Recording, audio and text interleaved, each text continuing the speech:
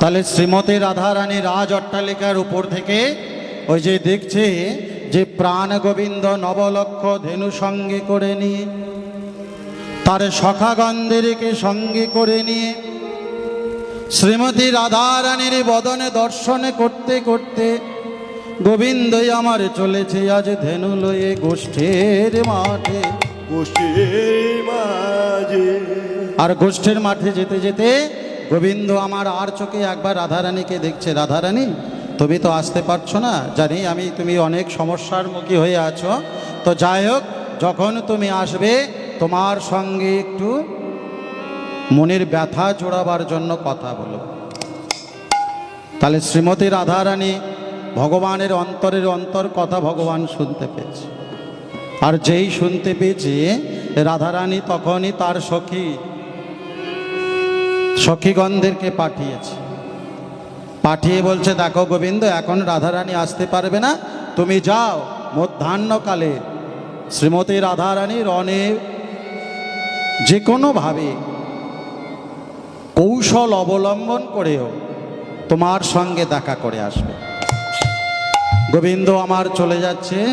এমন সময় গোষ্ঠী যেতে যেতে যেতে যেতে দেখছে শ্রীদাম, সুদাম, দাম, বসুদাম, বলরাম, মধুমঙ্গল সবাই রয়েছে।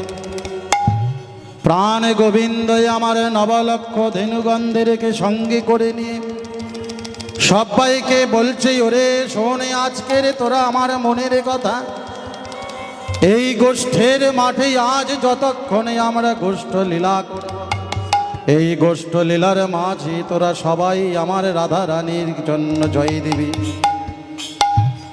তাহলে সখাগণ সবাই আর নবলক্ষ ধেনু সবাইকে বলেছে, যেই না তোরা রাধারানীকে দেখবি, তোরা সবাই একবার রাধারানীকেই জয় দিবি।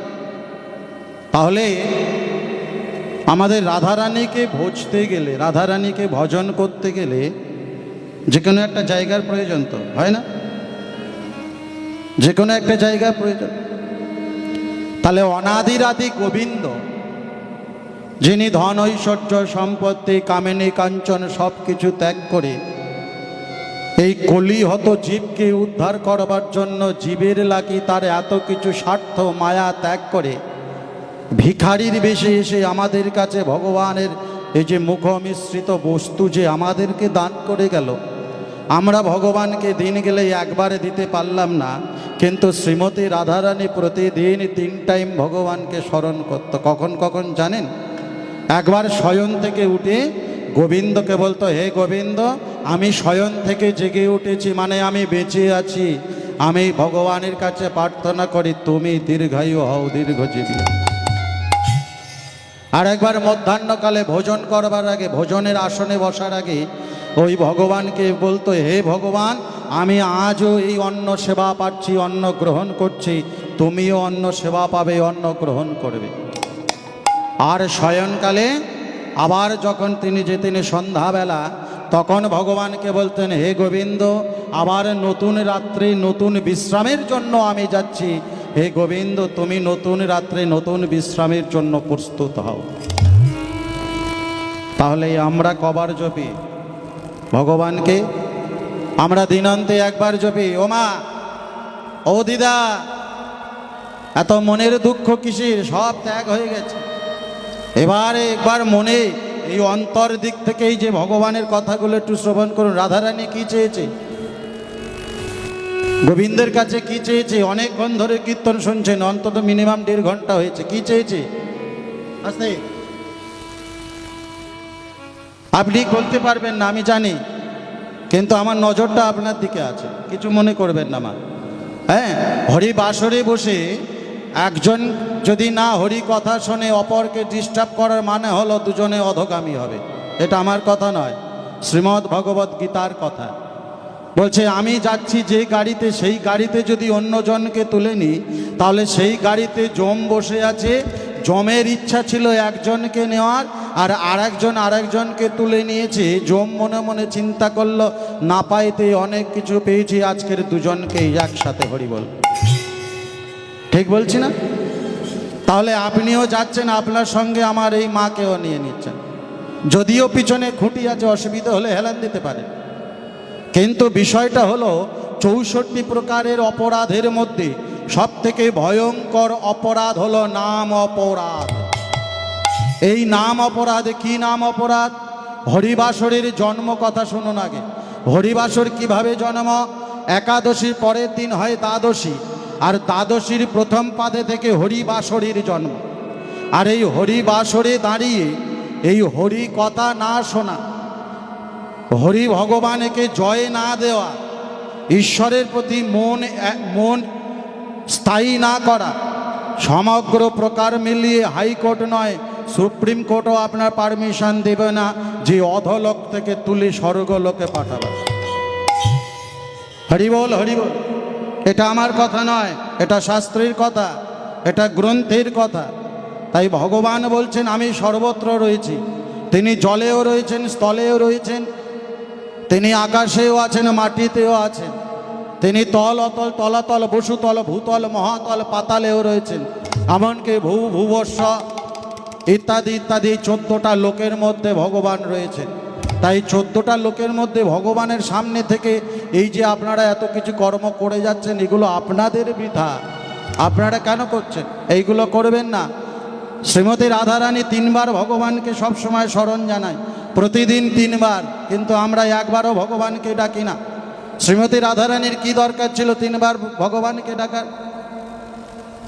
গোবিন্দ হলো আশ্রয়ে, আর রাধারানী হলো তার সম্পত্তি ভজন।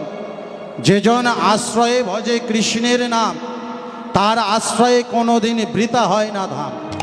আপনি যেখানে যাবেন আপনার জন্য ধাম আশ্রম প্রস্তুত করা আছে, আপনি পাবেন। কিন্তু ওই যে না চাইতে এত কিছু পেয়েছেন, আর চাইতে যা কিছু ছেড়ে দেবেন, সব আপনাদের দোষ। তাই শ্রীমতী রাধারানী রাজ অট্টালিকার পরে থেকেই ওই যে তার সখীগণদেরকে বলে পাঠাচ্ছে, গোবিন্দ তুমি চিন্তা করো না, মধ্যাহ্নকালে তোমার সঙ্গে যে কোনো প্রকারে আমি তোমার সঙ্গে দেখা করে নেব।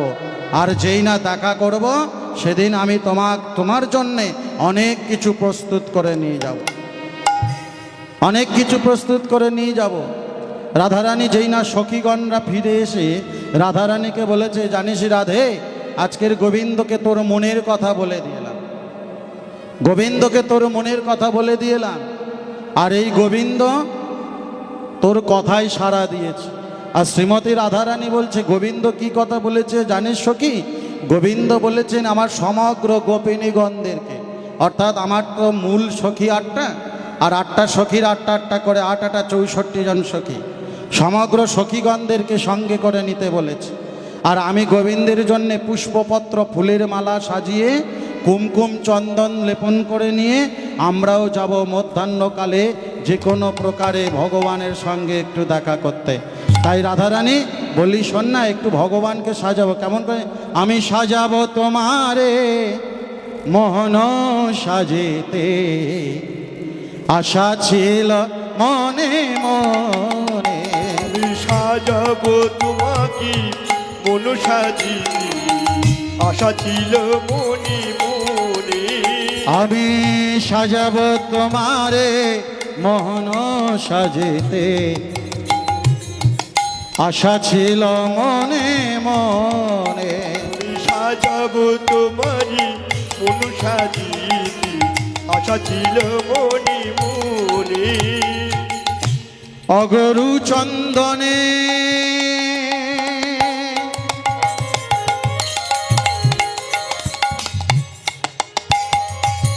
সাজাব তোমারে, এই ভাবেছি মনে মনে। আর অগুরু চন্দনে সবাই মিলে নিতাই গৌর হরিব।